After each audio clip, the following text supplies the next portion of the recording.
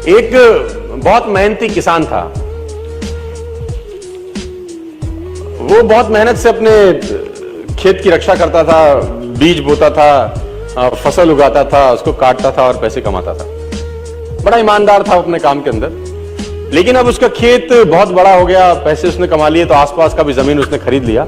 अब उसको एक सपोर्ट सिस्टम का जरूरत पड़ा। अब उसको लगा मेरे से अकेले से नहीं होगा, तो मुझे कुछ ना कोई आदमी चाहिए जो मेरी सपोर्ट कर सकता हो। तो उसने इंटरव्यू लिया 2-4 लोगों का कि यार क्या तुम मेरे खेत में मेरी सपोर्ट करोगे, ये तुम्हारा सैलरी है। तो 4-5 लोगों से उसने सवाल पूछे कि तुमको एग्रीकल्चर के बारे में क्या नॉलेज है और तुम कैसे सपोर्ट कर सकते हो। तो सब लोगों ने उसको अलग अलग जवाब दिए। उसको किसी का जवाब समझ नहीं आया तो उसने सबको रिजेक्ट कर दिया। एक लड़के से उसने सवाल पूछा कि तुम क्या करोगे, कैसे करोगे।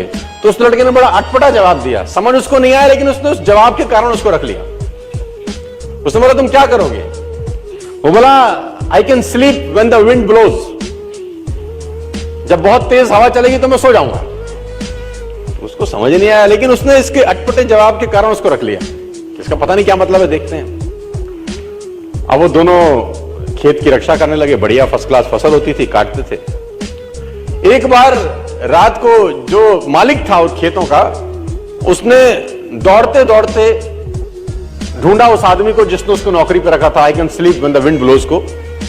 और दौड़ते दौड़ते गया क्योंकि बहुत तूफान आ गया।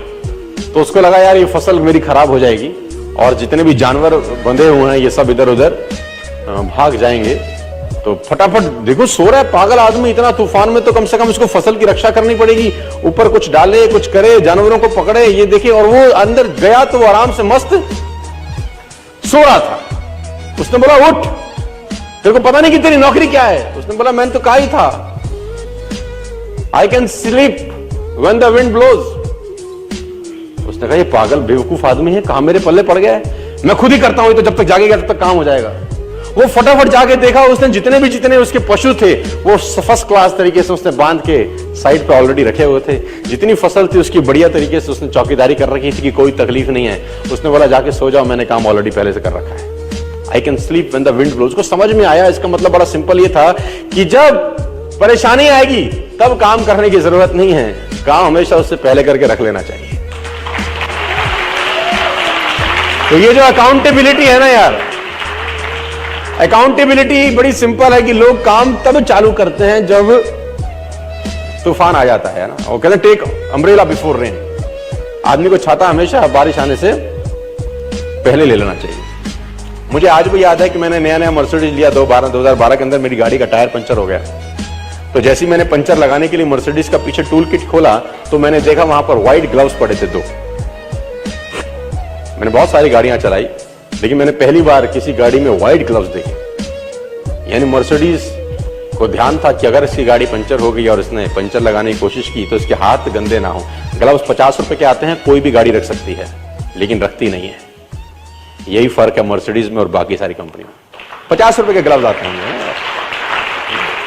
किसी गाड़ी में नहीं आते। मर्सिडीज में आते हैं, मुझे पता नहीं बाकी और किसी ब्रांडेड कार में आते हैं कि नहीं आते, है ना। It already hardly cost 30 rupees 40 rupees for a pair of gloves. लेकिन देखिए वो कहां तक सोच रहा है आदमी, है ना। इसको बोलते हैं अकाउंटेबिलिटी।